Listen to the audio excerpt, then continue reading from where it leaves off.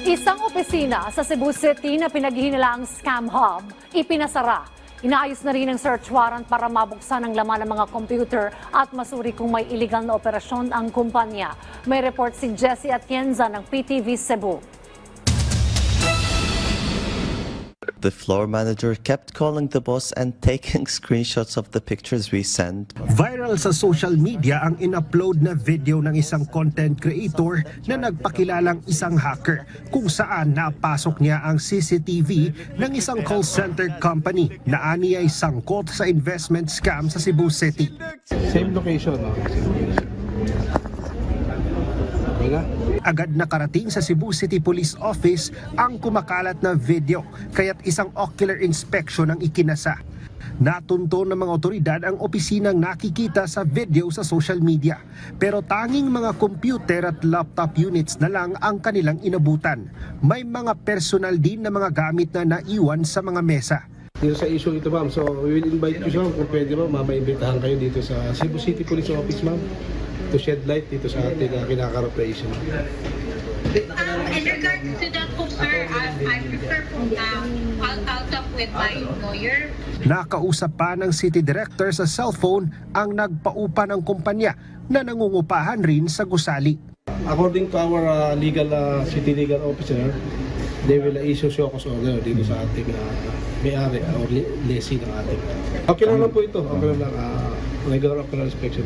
Parts and investigation. Wala po tayong ginalaw na kagamitan dito o binuksan ng mga aparato. Tahan natin dito, may mga personal na gamit pa rito, no, na naiwan ng mga empleyado nila. So parang nagmamadali, yun ang nakikita natin. Hindi na nailigpit ng maayos. Ayon sa CCPO, nakatanggap din sila ng report na tila kaduda-duda ang operasyon ng kumpanya na nasa 3 linggo pa lamang nangungupahan sa gusali.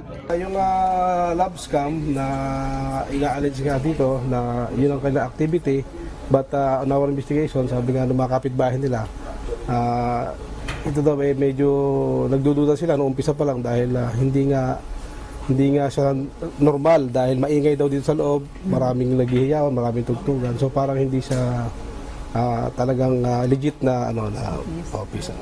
Inaasikaso na ng PNP ang isang search warrant para mabuksan ang laman ng mga computer at laptop units sa naturang opisina. Nananawagan naman ang PRO7 sa mga empleyadong nakita mga mukha sa CCTV footage na in-upload ng hacker na content creator. So hahanapin natin lahat ng mga empleyado na naririto. Actually, meron na tayong hawak na listahan.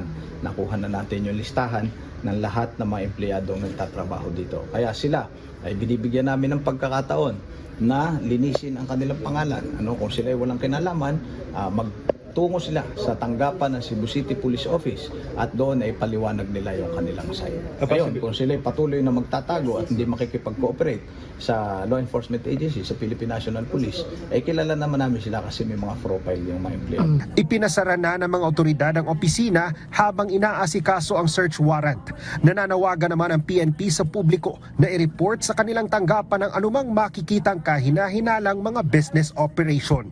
Mula sa PTV Cebu, Jessie Atienza para sa Pambansang TV sa Bagong Pilipinas.